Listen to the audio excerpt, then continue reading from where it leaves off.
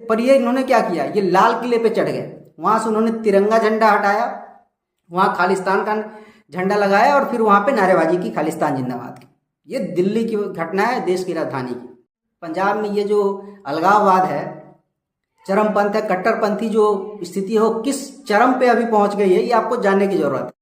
इंदिरा गांधी जी के ऊपर उनके ही सिक्योरिटी ऑफिसर ने गोलियों से उनको भून करके उनको मौत के घाट उतार दिया था।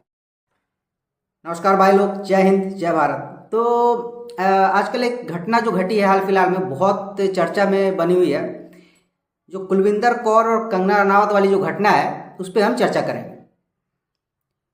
कुछ लोग इसके पक्ष में बोल रहे हैं कि कुछ कंगना के सपोर्ट में है तो कुछ लोग कुलविंदर के सपोर्ट में है। लेकिन ये जो घटना है, ये क्या इतनी सिंपल है जितनी दिख रही है? ये इसका कोई बहुत बड़ा रीज़न है, इसका कोई मैसेज है जो हम लोगों को समझ लेना चाहिए कि ये किस लिए हो रहा है और इसका कितना बड़ा दुष्परिणाम हो सकता है। तो पहले इस बात पे हम चर्चा करेंगे, पहले इस पूरी घटना को जान लेते हैं। ये 6 जून की घटना है, जब लोकसभा इलेक्शन हुए, उसमें एनडीए को जो बहुमत मिला, उसका मीटिंग होने वाला था, उसके लिए कंगना दिल्ली जा रही थी। चंडीगढ़ एयरपोर्ट पे जब सिक्योरिटी चेक हो रहा था, उसी समय सीआईएसएफ की एक जो कांस्टेबल है, जिसका नाम कुलविंदर कौर है, वो कंगना के सामने आती है, अचानक से खड़ी हो जाती है और उसके बाद उसको एक थप्पड़ दे देती है जोरदार। उसके बाद उसको गंदी गंदी गाली देने लगती है। कंगना ने उस मौका में बहुत संयम बरता, बहुत अच्छे से उस समय पेश आए। उसने पूछा कि आप ऐसा क्यों कर रही है, आपने मुझे क्यों मारा? इसके जवाब में कुलविंदर बोलती है कि मैं तुम्हारे वो जो 3 साल पहले जो तुमने जो एक बयान दिया था किसान आंदोलन पे कि 100 रुपये में जो महिलाएं वहाँ पे जाके धरना पे बैठती है, मैं उस चीज़ से आहत हूँ, क्योंकि उसमें मेरी माँ भी गई थी। ठीक है, तो ये हो गई, पूरी घटना हो गई। इसके बाद क्या हुआ? इसके बाद सीआईएसएफ की जो वो कांस्टेबल है, उस पर कार्रवाई होती है। धारा 323 और 341 के तहत उस पर मुकदमा दर्ज किया जाता है और उसको तत्काल सस्पेंड कर दिया जाता है सीआईएसएफ की तरफ से। तो ये तो रही घटना, लेकिन ये सिर्फ घटना क्या इतनी सिंपल है या इसके पीछे कोई बहुत बड़ा कारण है? आपको बता दूं कि हाल फिलहाल में जो पंजाब की स्थिति है वो बहुत ही संवेदनशील है। आज में के डेट में वहाँ पे जो अलगाववाद, कट्टरपंथ, चरमपंथ जो है, खालिस्तान मूवमेंट है, वो 1980 के बाद सबसे ज़्यादा अभी पे चर्चा में है। वहाँ पे सपोर्ट हो रहा है खालिस्तान मूवमेंट का, बहुत लोग बढ़ चढ़ के हिस्सा ले रहे हैं। इसका ताज़ा उदाहरण देता हूँ। कभी जो लोकसभा का चुनाव हुआ, उसमें 2 ऐसे लोग पंजाब से चुन के आए हैं जो खालिस्तान के सपोर्टर है और निर्दलीय चुन के आए और बहुत भारी मार्जिन से जीत के आए हैं।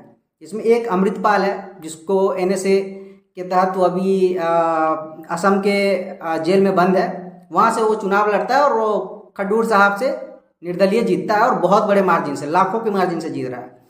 दूसरा जो निर्दलीय जीत के आया, तमाम विपक्षी पार्टी, बीजेपी, अकाली दल, कांग्रेस, आप सब थे वहाँ पे, फिर भी दूसरा जो जीत के आया वो था इंदिरा गांधी जी का जो हत्यारा था, हत्या का आरोपी जो था, उसका बेटा, उसका नाम है बेअंत सिंह। वो जो है फरीदकोट से जीत के आता है। तो ये इस बात का संकेत है कि पंजाब में इस समय जो ये कट्टरपंथ, अलगाववाद है, वो किस स्थिति पे, किस जगह पे पहुंच गई है, कि कितना सपोर्ट उसको मिल रहा है।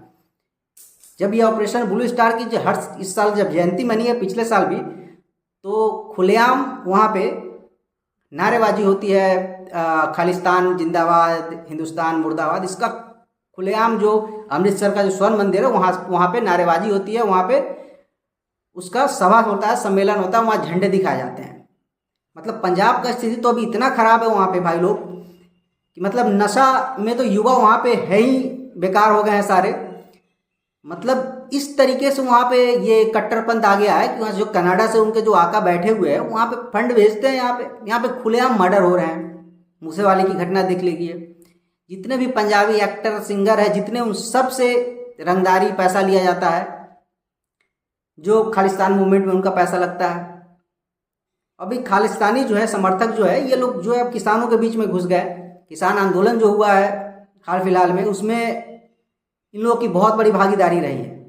वरना किसान लोग तो क्या है, वो प्रोटेस्ट करेंगे कुछ शांतिप्रिय ढंग से, पर ये इन्होंने क्या किया, ये लाल किले पे चढ़ गए। वहाँ से उन्होंने तिरंगा झंडा हटाया वहाँ खालिस्तान का झंडा लगाया और फिर वहाँ पे नारेबाजी की, खालिस्तान जिंदाबाद की। ये दिल्ली की घटना है, देश की राजधानी की।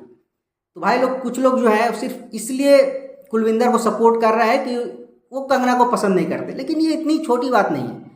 ये इसका क्या दुष्परिणाम हो सकता है आपको ये जानने का ज़रूरत है कि पंजाब में ये जो अलगाववाद है, चरमपंथ है, कट्टरपंथी जो स्थिति है वो किस चरम पे अभी पहुंच गई है, ये आपको जानने की ज़रूरत है।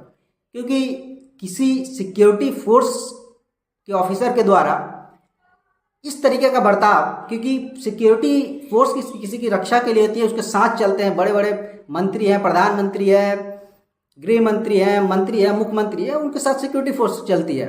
अगर वो इस तरीके का घटना करेंगे तो इसका क्या दुष्परिणाम हो सकता है, कितना बड़ा इसका प्रभाव पड़ सकता है, ये आपको सोचने की ज़रूरत है। क्योंकि एक बार ये पहले भी हो चुका है, जब 1983 में इंदिरा गांधी जी के ऊपर उनके ही सिक्योरिटी ऑफिसर ने गोलियों से उनको भून करके उनको मौत के घाट उतार दिया था।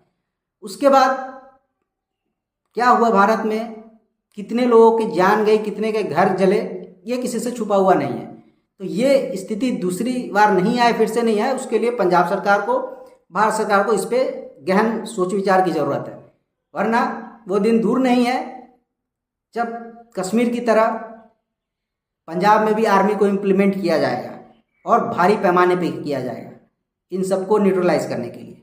जय हिंद, जय भारत।